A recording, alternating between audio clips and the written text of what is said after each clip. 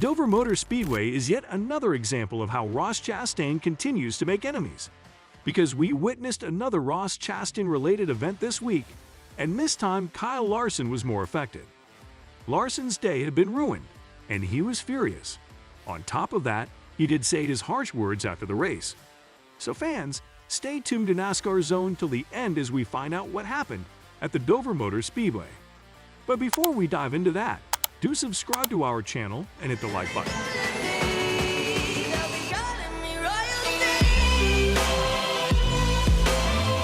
The weather at Dover Motor Speedway caused the Worth 400 to be delayed, and during that time, Kyle Larson, driver of the number 5 Chevrolet Camaro ZL1, was involved in a crash for the second consecutive weekend. Larson was likely to do well in the 400-mile race on the 1-mile track, because William Byron's car was a good indicator of how fast Hendrick Motorsports cars were. However, after Larson, a native of Elk Grove, California, was involved in an accident during the first stage of the race, it appeared unlikely that he would be able to mount a serious challenge toward the front of the pack. Entering Turn 1 at the Monster Mile, Larson was seen running behind Ross Chastain of Trackhouse Racing, who was closing in on Brennan Poole's number 15 Ford Mustang. Poole was behind 2 cars that had been lapped and were going side by side when Chastain bumped him in the first corner, sending the Rick Ware Racing driver spinning. With the number 15 moving up the track, Larson was fast enough to catch Poole, just like Ryan Preece did with the Hendrick Motorsports driver last Sunday at Talladega Superspeedway.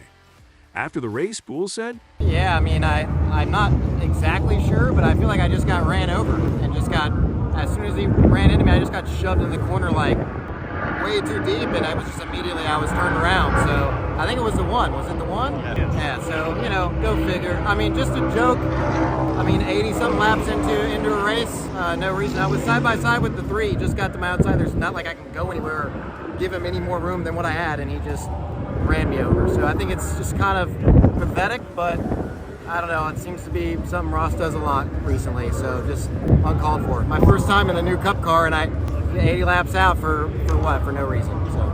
Yeah, I mean, were you braking at the time or anything, or no, were you I wasn't okay? really using a lot of brake at all. You're just kind of rolling out of the gas. You know, maybe if you get in a little too hot and dirty air, you touch the brake, but I just drove in side by side with 3 and just rolled out of the gas, and I mean, I just got ran over. I mean, it might have even been before I even needed to roll out of the gas. I don't know. I have to look at the replay, but I just feel like it's not necessary. So it just kind of sucks to tear up a car when you're getting an opportunity to be here on Sunday. So I'm grateful for this opportunity, grateful to be here. You know, see, I got another shot next week to go prove myself again, and hopefully it turns into more. Kyle Larson was later seen in an interview after the race saying that Ross Chastain's bold moves on the track didn't seem to bother him as much as they did others. I would understand, you know, third stage or something, but you know, that was middle of the first stage, and to make an error like that, and his errors never affect him negatively. So it's just, I'm not saying anything about that. I just find it funny how he always comes out on the good end. So you know, it just is what it is. Kyle Larson finally got his car to limp back to pit road so that it could be fixed. But when he left the pit, he was 26 laps behind the leaders and in P32, which is where he ended the race. Kyle Larson's second weekend in a row ended in a crash, which made the Californian from Elk Grove hope that his lucky stars will line up in the next few weeks. After the race, Ross Chastain stated, "Whoever got in the lead was going to have a good shot at it." Jamie, I first have to say I'm so sorry to Brennan and everybody at Rick Ware's team.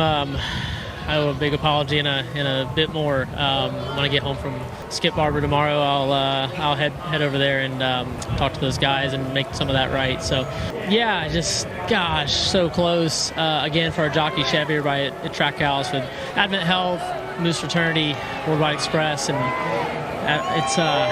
it's surreal to continue to do this, a race against my heroes. I guess I told them a few too many of my secrets last year after we went fishing.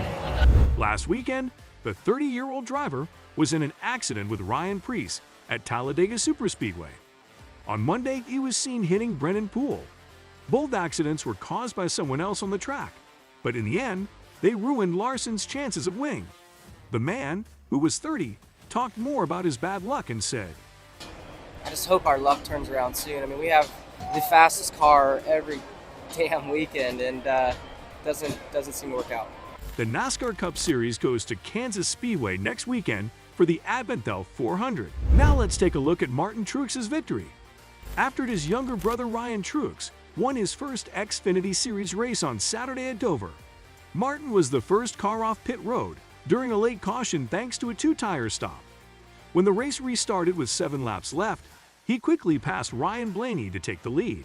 At the finish line, he beat Ross Chastain by 0.505 seconds, who had to stop for 4 tires on his last pit stop to get his first win of the 2023 season. The win is Truex's 32nd of his career, and it ends at a streak of 54 races without a win in points-paying races that started in the 2021 season. Truex did win the Busch Clash practice race before the season started this year at the Los Angeles Memorial Coliseum.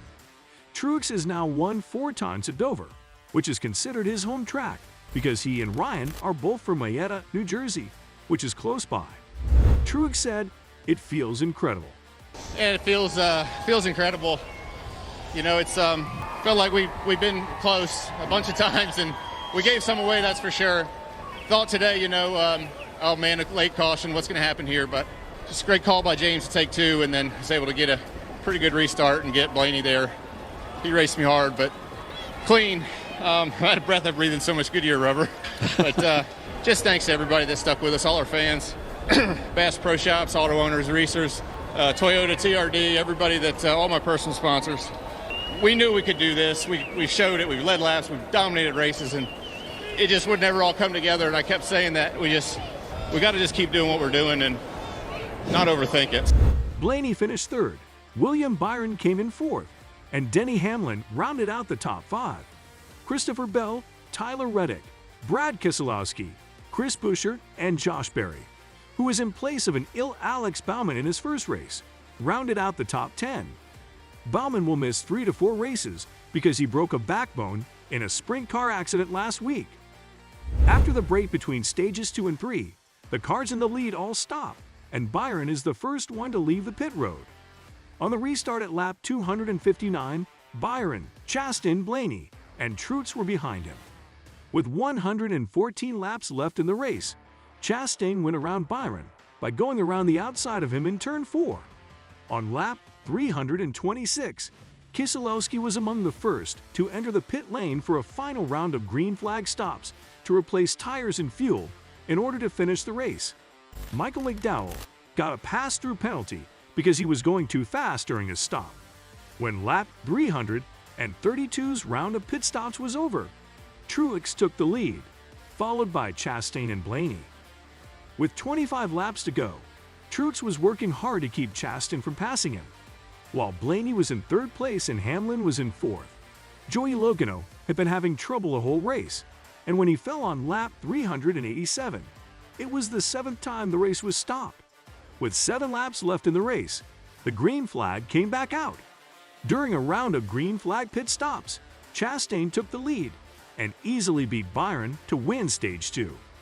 Blaney came in 3rd, Truex came in 4th, and Hamlin came in 5th. During pit stops on lap 123, Keselowski was penalized for an uncontrolled tire and had to start from the back of the pack. Hamlin was coming up fast, but Byron was able to hold him off and win Stage 1. This was his 6th stage win of the 2023 season. Blaney was 3rd, Keselowski was 4th, and Chastain was 5th. Since qualifying was rained out on Saturday, NASCAR's performance measure put Kyle Busch on the front row. During pit stops on lap 23, Busch, who was leading the race, was caught speeding and had to start from the back. Daniel Suarez was one of 3 drivers who were involved in a crash on lap 35. His number 99 Chevrolet had a lot of damage, which put him out of the race. Busch also had some damage because of what happened. On lap 81, Chastain turned Brennan Poole in turn 1. Poole then shot up the track and hit Kyle Larson. So that is for today. Hope you enjoyed it. Tell us in the comments what you think about the video. And don't forget to subscribe to our channel to see more of our videos on NASCAR updates. Look forward to seeing you in the next video.